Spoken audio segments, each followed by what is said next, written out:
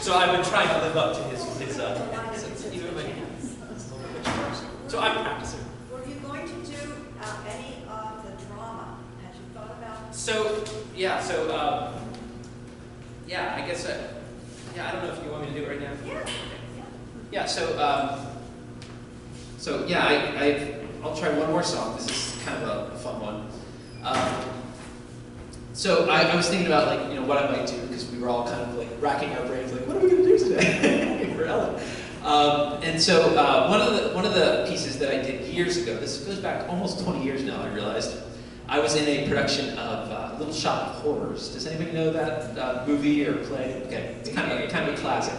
Yes, Howard Ashman and Alan Menken wrote that. They're also kind of the geniuses behind a lot of those early Disney, or I say early Disney movies, but those 90s Disney movies that kind of brought back the animated musical kind of style. But they were just a genius team, and that's such a bizarre story.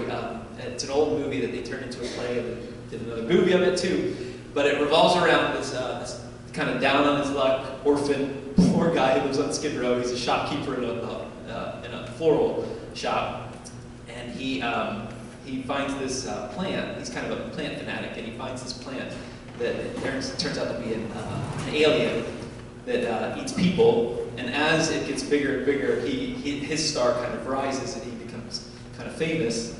And so I was lucky enough, right out of college, or maybe in my last year of college, I auditioned for a production of this Little Shop of Horrors at one of the theaters in town called Children's Theater. And I got the lead role of Seymour, and it was kind of fun. It was fun to play that character a lot. So one of the songs that I've been working on for my piano was called Suddenly Seymour. This is kind of a classic from that story. If you don't know the story, basically what happens is Seymour is kind of coming to grips with his morality and what he should be doing, what's right and wrong, versus feeling like he's getting out of the slums and he's becoming famous. And this woman that he's always had a crush on, she kind of starts liking him. Well, so she's got this abusive dentist boyfriend, and he ends up dying, and Seymour feeds him to the plant, which only makes him bigger and bigger and bigger. But at this point in the story, Seymour's kind of confronting this kind of person that he admires, this woman he admires, because she's upset. She, her boyfriend, her abusive boyfriend, is just found dead, and this is kind of the song that Seymour sings to her, I guess, when he's trying to let her know. She has very low self-esteem, so he's trying to pick her up and make her know that she's cared for. So I'm gonna And I should say too, I'm all full of excuses today, but I've never actually played and sang together before, so sense goes. Thank you. Then I'm taking a break after this.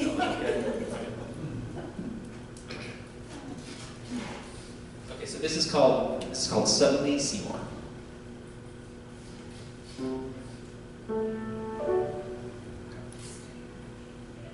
Everybody can see okay over there?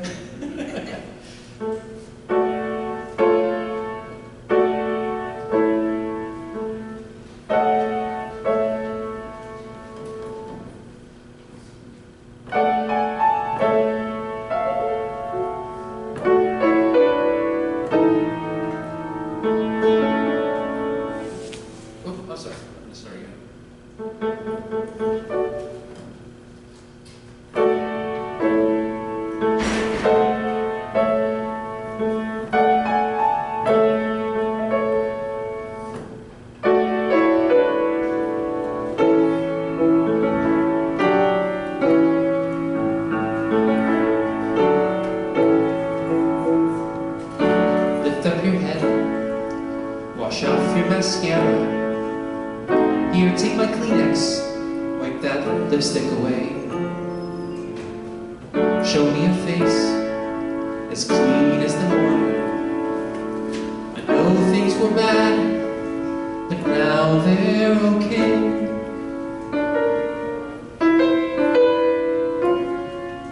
'Cause suddenly Seymour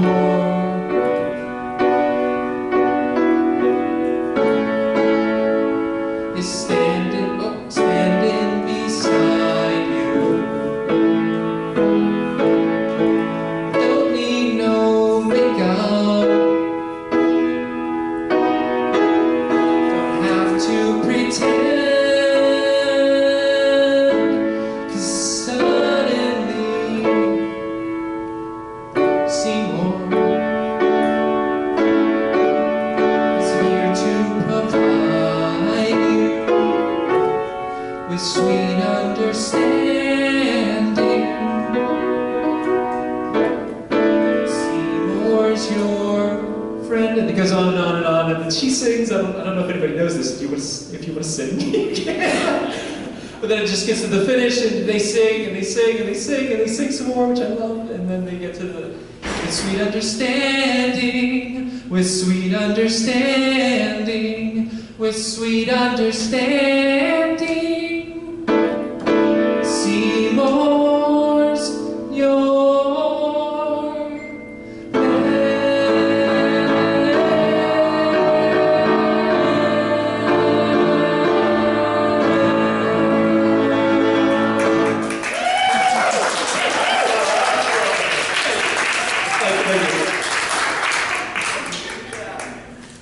Thank you for being so kind and patient.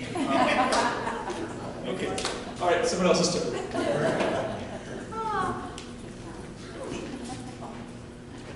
Holly Leader, another of our administrators, with Jeff being, of course, you all know, the director here of the Cultural Arts Center, and Holly gets the word out as the marketing person, Holly Lieber. And so she too was sitting around when I was saying, now what do we do next Thursday? So Holly, tell us. This is something I didn't know. You are a photographer. Yeah, so I went to Indiana Wesleyan University and I graduated back in 2011. I majored in photography and minored in business administration. While I was there, it was very much focused on fine art photography. We did a lot of traditional darkroom photography, alternative processes. We spent a lot of time with that. And then we also did digital photography as well. So when Ellen asked me, unfortunately I don't have a lot of my work here. I still have most of it back in Indiana. But I did have one piece that I have in our living room. And I was like, oh, well I can at least bring that in and let you guys see it. So the piece I brought in today is a piece that I've done. This is a traditional silver gelatin print that I did. I shot this on a Holga. I don't know if anyone's familiar with that type of camera. It's a very cheap plastic camera. It's like $25. And it takes a film called 120 film, which is a little bit different than 35 millimeter. It's a square format instead of the rectangle format that you normally see. Yeah, so you typically can get fewer photos on a roll of film, maybe like 12 or 15 on 120 film.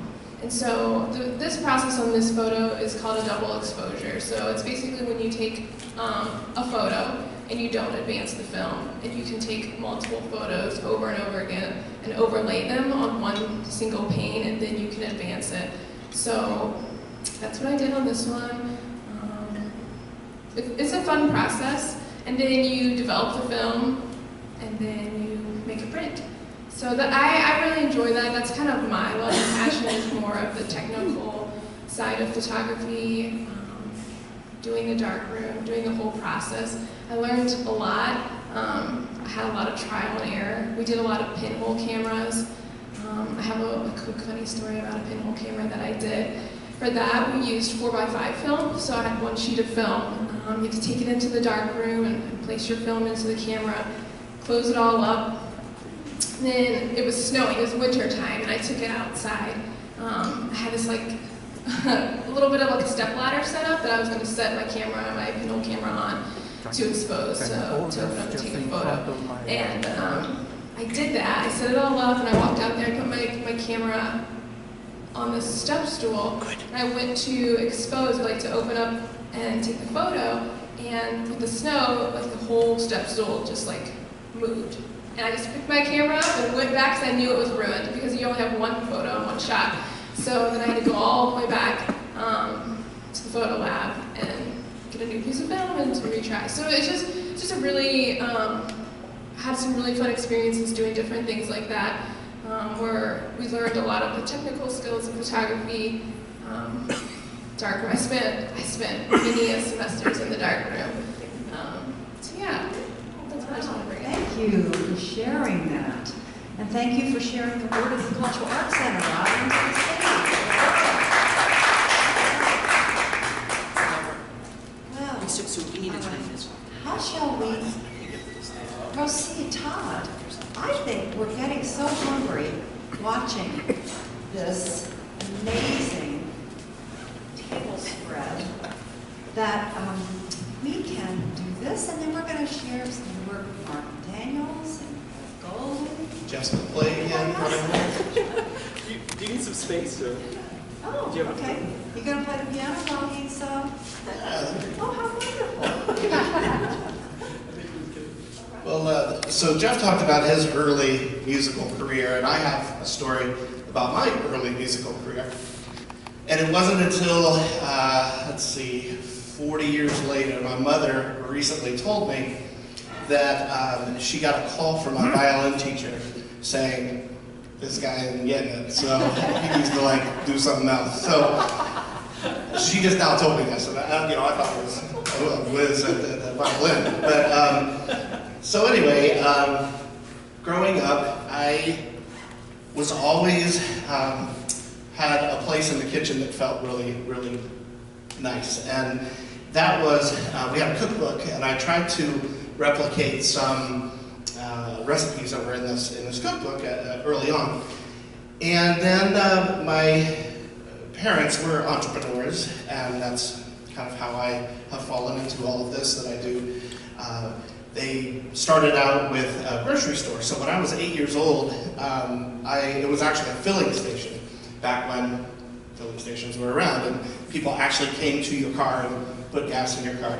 Well, at 8 years old, I was filling up gas in people's car and checking their oil. That's what I did. They did that for quite a few years, and then decided to go into the food business, and so they opened a pizza shop. And that's where I spent a lot of weekends creating different yummy pizzas that they made. They were really well known. This is Ashland, Ohio, which is north of here. But they were really well known for their pizzas in that town, and so I did that. That's actually, I began delivering pizzas, and that's where I got my first speeding ticket, was delivering pizzas at age 16. Also, I had broken my ankle skiing and still continued to deliver pizzas up and down stairs with a broken ankle, and my mom still talks about that today, and the violin. So they did that for a lot of years. They sold that business and bought a roller skating rink. And so in Bucyrus, Ohio, I was the DJ, could you imagine, at the roller skating rink after school. And let's see, I think it might have been my first year of college. Would do that on the weekends. And then came back to pizza again. So they, in Nova, Ohio, which oddly enough, Holly's husband is from Nova, Ohio, population 2, her husband and me living. And so they had that place for over 25 years, and they retired from that. So I would help them out again at different times. So this cooking thing was always kind of in my blood, and I look at it as really a form of art. And so you may or may not know, my wife and I own CAC Bakery and Chocolates in the North Market. And so we have to hire people to work in those positions, and we've come to hire people with culinary backgrounds. Well, I would say that we'll never hire another person with a culinary background, but I will definitely hire an artist, because it's two different things. Somebody with a culinary background can measure and do this and this, but as you will see what I'm about to do here, there is no measuring, which drives my wife crazy, because even last night she said, "That was the best chili I have ever had, but I'll never have it again because you didn't write it down and you didn't know you don't remember how you make that, right?" I'm like, "No, I don't." So it's the same thing. I wouldn't ask you how much paint you put on the canvas, how many ounces of red that you put on, right? No, it's the same thing. So this is all by kind of feel and taste. And this is guacamole is what I'm going to make. And for those of you lovers of that, I've made a few trips to Mexico, I think, in the travels of, I think maybe 13 times or so, been to Mexico. And one of the things that I did once, went to this little cooking, this guy was making it, and so I just kind of watched. And again, this is my interpretation of his interpretation of somebody else's interpretation of what the guacamole is. But really it consists very simply of avocados. And how do you pick an avocado out? Anybody know? The stem? Okay. How do you pick it out? The feel, yeah. So this morning when I was feeling, some of the, your thumb goes in, some of them probably not the best avocado, but also they can't be too hard, so that's the other thing. So picking out a good avocado to make guacamole is a good thing. So simple ingredients, I'm just going to go for it here, get you guys some guacamole to eat. I see Vasi has joined us now that we're having something to eat. That's good, all right? So I'm just going to kind of talk as I go here.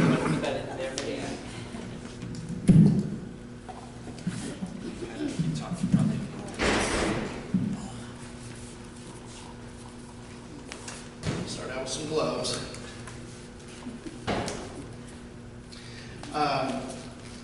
Simple ingredients on this.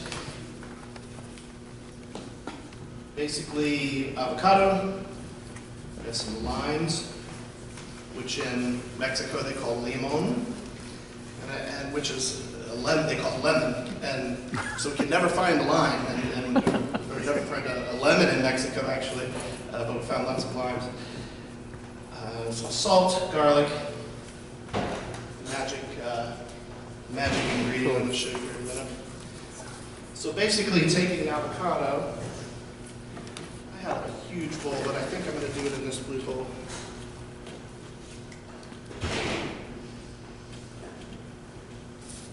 So when you take your knife and you just have the avocado right around the seed, there's a large seed on the inside, and when you open it up, you have the two halves.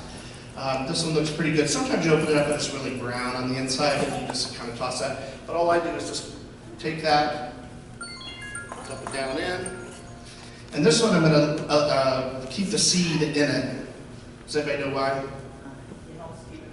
Keeps it from turning brown, yeah. So you keep the seed in there.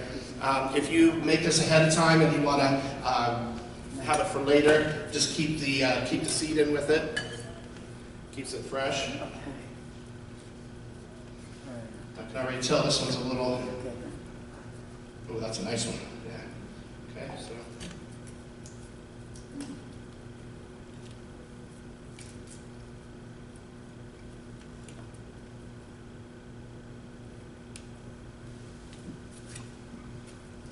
More here.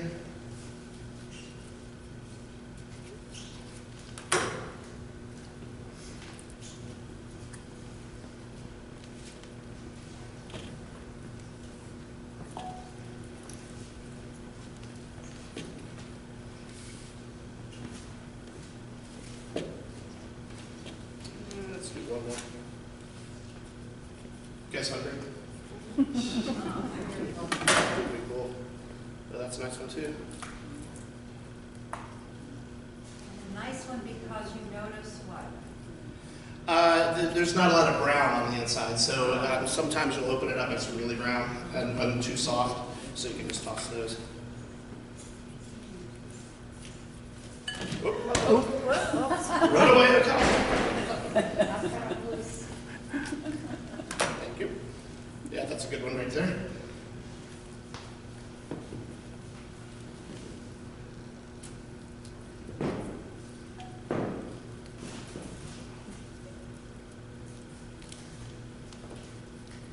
Okay.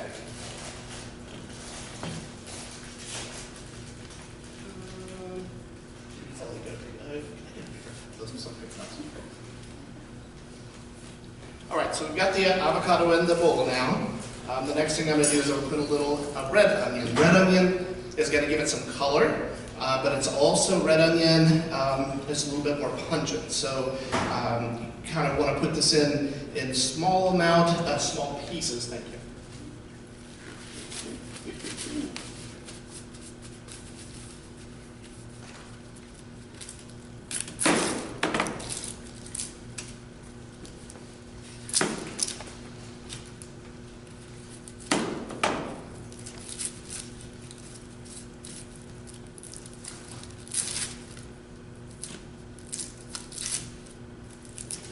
Smells good already.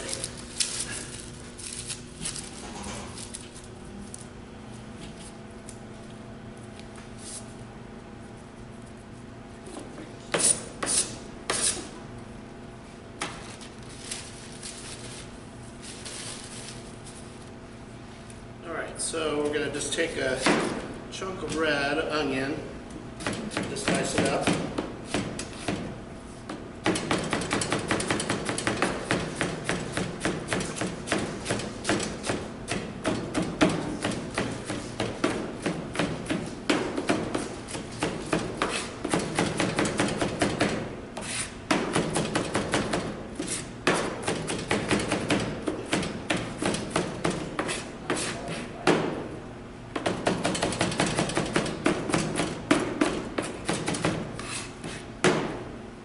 All right, so for, let's see, what was that, 7 avocados? I'm going to put that much onion, all right?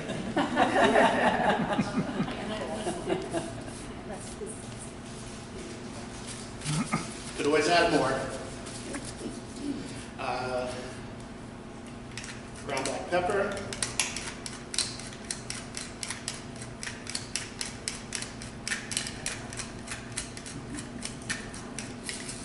Salt. This is Himalayan pink salt. What's different about pink salt? It's pink and Himalayan.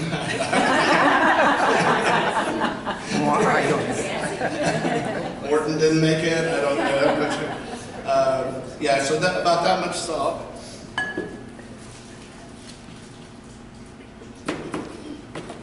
And then limes. So what you want to do is just take the lime, half it, and then squeeze it in.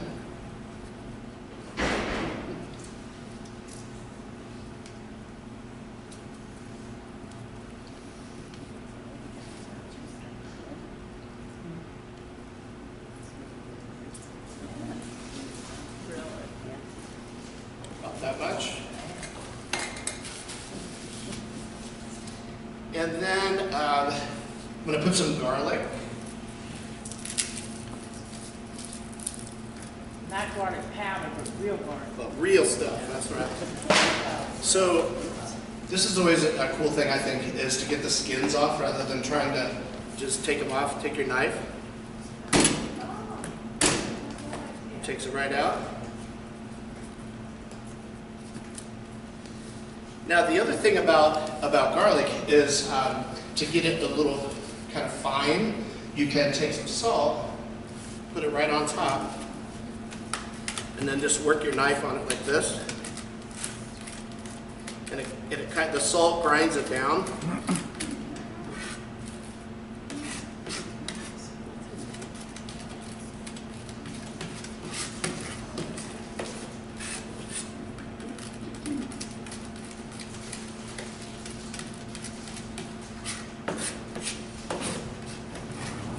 That goes in.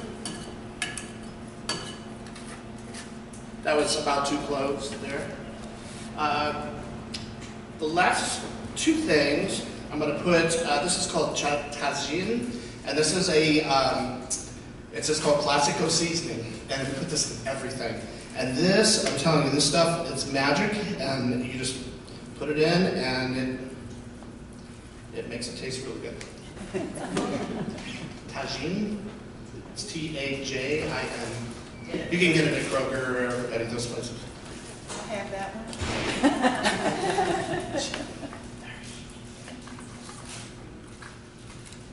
All right, and then the last thing is a little bit of sour cream or creme fraiche. You can put sour cream in, which is going to make it really creamy, about that much. There we go. All right, now we're just going to mix this all together lightly. The thing about this is everybody's had a bad guacamole experience, I know, where it's like just mush. And what we want to do here, what I want to do, is keep it pretty chunky, so you can get all the flavors. So just kind of mix it in.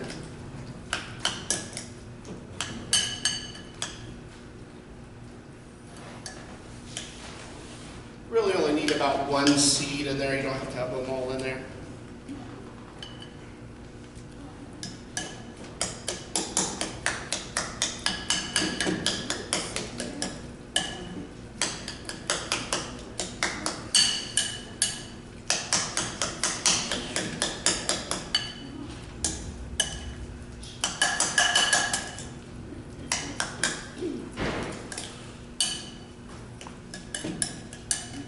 And then last, a little cilantro. And cilantro is an herb that has kind of a citrusy flavor to it, but adds just real depth. Just kind of a rough chop again.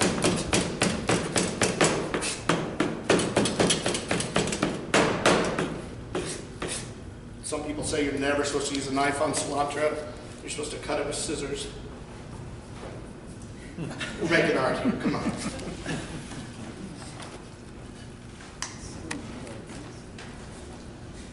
That's it. Now, let me check it out.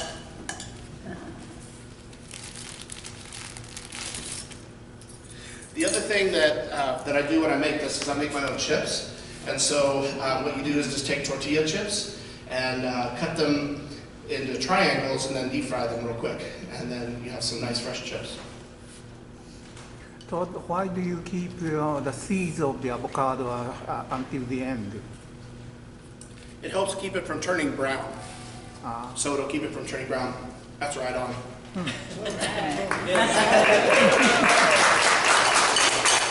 All right, so see you guys later. All right, I have some chips and some plates down here. We'll get this cleaned up, and then everybody can come up and try some of this. Thanks. All the artists that you present to us, and art in itself, you celebrate with this way that you create avocado a la carte. Wonderful. Wonderful. Yeah.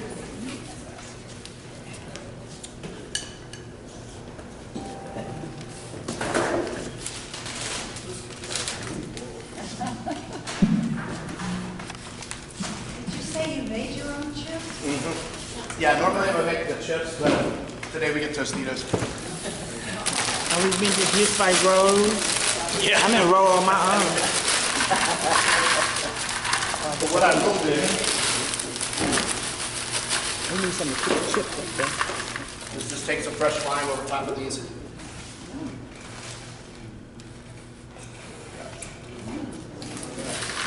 All right, how about? Hey, come on, y'all. Wow. And as we Like, I just jumped right in gather front. around for the guacamole, Marvin is going to take us to the seashore with this beautiful painting. Marvin Daniels.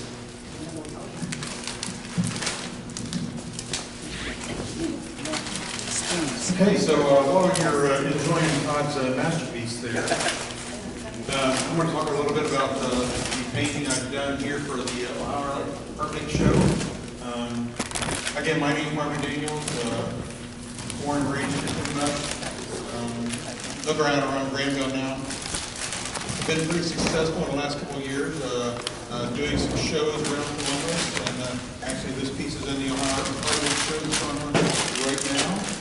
Runs through the 26th, I believe, yes. And anywho, about 2011, I decided to just retire from working in the construction industry and get into my art. I've always had a passion about art, and I started taking classes here at the Cultural Arts Center in pottery. And was doing pretty well there. I had a show upstairs in the spring of 2016. Seemed to be very successful at that, but something kept gnawing at me, and one day, while taking class with Wilbur Herman, I think if you remember him, he did a little discussion on the Cultural Arts Center in the class and what it's taught him, and the little things that we don't really think about, whereas most of the instructors here have probably some kind of degree, and many of them maybe even a master's degree, but they've also done all this schooling to get that. And he kind of compared this organization here as going to college. He said if you was to take just about every class that this organization presents, you would probably equal a college degree, and you'll have more fun doing it. Bravo. Let's say yes. Yes. Wow. Yes. Good. And the cost is so much cheaper as well. You make a good point there. So I've enjoyed taking classes here since then. But just about a year and a half ago, I decided let's try to change the direction. And this was one of the things that Walter talked about is try many classes here. So I thought it was time to switch gears, and so I started taking painting class under Michael Ganane, and so far, after about a year and a half, I've been able to start producing pretty good sized paintings, and I've been pretty successful in getting in some shows around Columbus. And so this is just one of them that I've done recently. All of my works. Our table's I like when you did the blue, that blue in that part of the continental world, that blue. Yes. Amazing. What side is the last? Oh, great. And what ladder did you go on the color has changed? Yes, sir. Yes, sir. And I like how you did your boats. Thank you. And this painting actually comes from 3 different photographs that I took. All of my paintings, I typically combine little bits and pieces from several different paintings. And actually this water you see here is actually water that's up in the state of Washington, but it was much darker there, much more blue. But for this scene, I wanted this Caribbean look.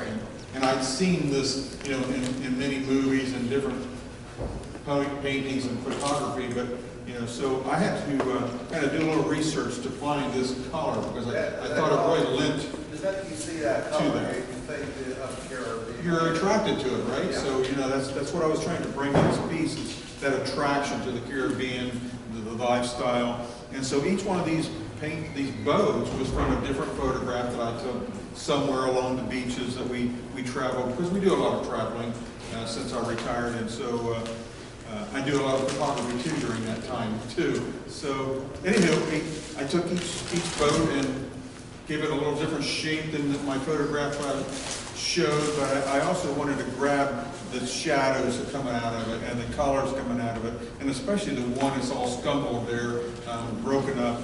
I just love that photograph that I took there because it just showed the age and things like that that comes from maybe a scene like this. It gives a very calm feeling and emotion. Oh, thanks. In person, you know. Yeah, yeah. Certain colors give certain emotions. Uh-huh. And And most of my paintings, they have a bold setting to them for color. I just love the bold colors. I don't do a lot of subtle scenes, if you will, but most of my paintings are very bold and have some kind of color that just grabs your attention. And so that's where this came from. I wanted that grab of attention. And so this was one of the first paintings, too, that I actually started doing a lot more clouds in. Those, at first, in my painting classes, were something that I was kind of afraid of at first, but it's almost like once I started it, that it was, now it's an attraction. It's something that, you know, I wanted to do more of. And so each element that I get into, or each painting I get into, I find there's something about, you know, that part of the painting or that degree of the painting that I'm a little afraid of. But with the great instructors here, they remove that hindrance from you, and they challenge you to go after that. And with just a little bit of instruction, you can fine-tune those little things like that. So I found it very, you know, comforting to know that I can produce a very nice painting here with just a little bit of guidance now, because I've grown comfortable in doing the things that they've instructed me from the very beginning. then do you feel like you're the director of that campus? Correct. Yeah, I feel comfortable now. Of the space that you work. Yes, sir. You know, when I'm doing a big meeting or whatever, I always feel like the director. Basically, I think you got the director, you know, being the director of that. Thank you. Yeah, so I this was is. I was just going to say, I was sharing with you, Marvin Daniels, from your pottery, that Yes. we purchased a piece of your work, which is just simply extraordinary in our living room. And Thank you. in that work, you can put down through that musical instrument your cell phone. So he has figured out the acoustics of this work. And, well, what did we do? We danced. 40, 50, 60, 70, 80 music with your instrument. And it was an extraordinary way for my husband to go into chemo today, which is a regular thing now, as he is in remission. But I said, don't forget in those 3 to 4 hours, the music that Marvin Daniels made possible for us. And so you are also one who works in ceramics and pottery. Yes. And most of the pieces in ceramics were large and quirky pieces, and that was that piece he's talking about was a saxophone I did here with psychedelic colors from the 50s and 60s. So that's probably what Gorgeous. what caused you to plug that kind of music in. Then I said to you, and it's kind of the spirit of what Todd said, tell me how you did the acoustics. What did you do with those acoustics? Well, he said, I don't know. It just happened. It just happened. It's just amazing. You know, the thought comes into mind when I was creating that what if I did this, and what if I did that, and the piece that I made that she purchased was a saxophone. It's about 2 feet tall and pretty good size bellows coming out of it. But I've made others that are double horn, and they produce even louder music and more pronounced in like a stereo effect. And it was amazing, you know, what that did after that creation. And so I had to make another one. Because I just loved how it created the music so well. Just using your cell phone. Yeah. So, yeah, I've been very blessed here to be able to take these classes and to experiment with my talent, and I just continue to think about what's next. You know, it could be an Emlyn next, who knows? But well, around here, with all the creative vibes, you just never quite know what's next. Right. But if you're here, you know it's going to happen. you know it's going to happen. Uh-huh. Right? Yeah. And Todd, by the way, this is marvelous how you didn't grind the avocado down to a kind of a soup. Right. Instead, we're eating kind of hunks of it. How smart, because then you really taste the avocado. What a great secret. Ah, did you learn that from your parents? Just do it, just by doing it. 'Cause- This is what I wanted, that's how I wanted it. So. That's because you want it this way, so it comes through this work of art. It's just delicious. Now, Bev Goldie is going to share with us some of her process. And Marvin, thank you. That was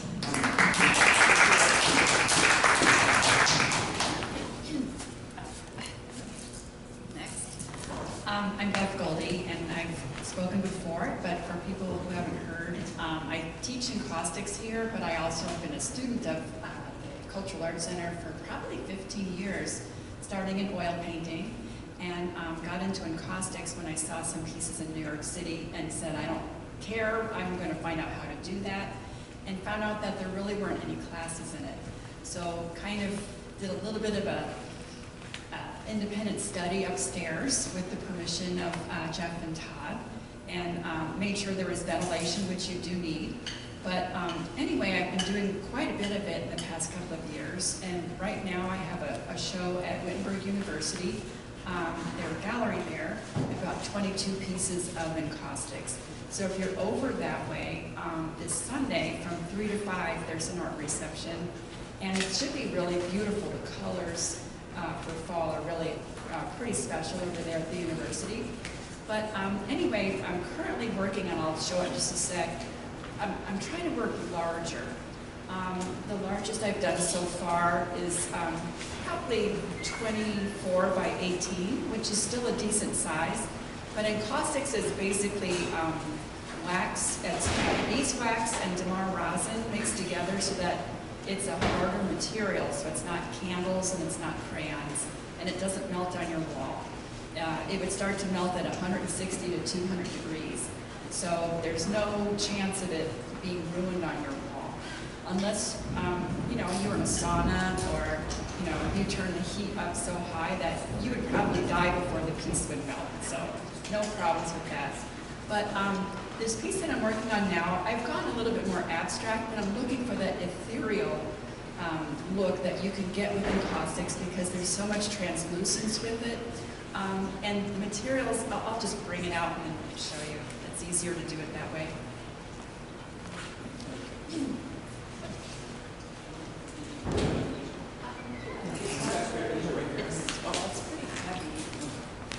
That's the only downside with encaustics, is that they're heavy, because you have to do it on a hard surface. You can't do it on canvas.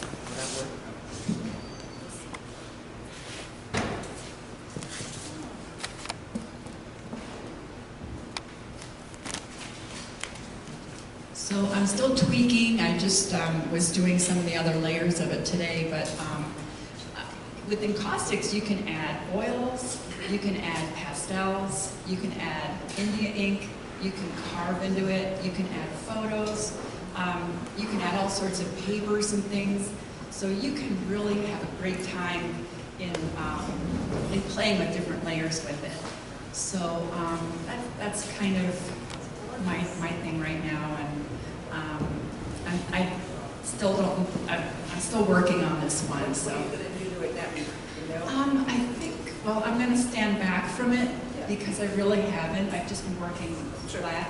So I'll stand back, and I think I'll lighten some of it, and then make it a little bit more tonal so that it's almost too dark in some of those dark areas. So, yeah. mysteriously beautiful. Yeah, that's the idea. And we have a work of yours in our living room. I can say, I knew you when You were doing traditional painting, gorgeous. And you have evolved to the abstract. And I still do some representational things. Uh-huh. So I'm doing some reflections of sunsets on water. And you can carve into and reveal different colors in the wax Uh-huh. that way too. So I'm still doing both, but for me to work larger, this was more intuitive and it's fun with the blowtorch. And I have one of the first ones with a tiny one. Yes. Oh, yeah. Can you talk about the process of this particular one, like how you start and Question is, can you talk about the process of this? Well, I started out with some different colored waxes. And then I put on top of that some different layers of India ink. And some of it was on with the paper towel. that first layer of wax? Oh, well, you have to melt it first at 200 degrees on a pancake griddle or something warm like that. And then with a paintbrush. And you apply it on that way. And then you have to fuse it to the wood so that it never gets brittle and falls off. So you have to use a heat gun or a blowtorch. And then once you've anchored it to your substrate, then you can start either adding just colored waxes, and you can just do that. You can paint as if you were painting with oil paints with colored waxes, and many people do that. For me personally, I like using different mediums because you can get softer effects. So the oil sticks, which is it's a thicker oil paint. It's already got it's got some wax in it, some paraffin wax. So you can use oil sticks on top of wax and then melt that into the wax. So, and then pastels, a pan pastel, which is like makeup, and then you can smear that on and then hit the heat gun and it absorbs into the wax. So there's a lot you can do to make it really soft and pretty ethereal. So that's kind of where the direction I've been trying to go. Oh, this is marvelous, Beth. Thank you. All artists come together here. Come forward. Celebrate. Yeah, questions Yeah, I too. have one. Oh, okay. Who has a question? Basically, I love the work, and Tom reminds me looking. Being an artist, Nude is an artist, not only in his amazing production of butterflies throughout our city, but in his drawings that are, well, as I shared with you, when we went to Paris and we were sitting along the Seine, learning how to draw, the instructor came by and his lunch said, "Why aren't you teaching this course? Why am I teaching you right in Paris along the Seine?" So, everyone here expresses your soul through art. And I thank you. And there's Joan and Nora taking our picture by film. Thank you, Joe. All right, and you artists who came forward today, bravo!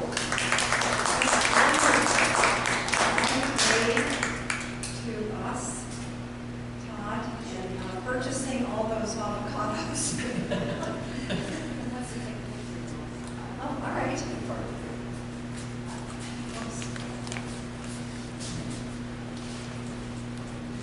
All right. Yes.